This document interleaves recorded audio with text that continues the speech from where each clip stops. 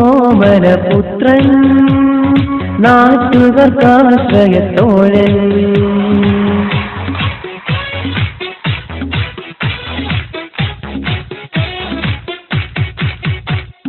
കുഞ്ഞാലിക്കുട്ടി കൈവോട്ട്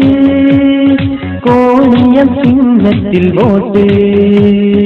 5 വർഷം കൊണ്ട് നാടിൻ നട്ടെല്ലാകെ പൊട്ടിച്ചിപ്പം നീറി നീറി കഴിയുന്നൊരവസ്ഥയിൽ നിന്നും കേറാ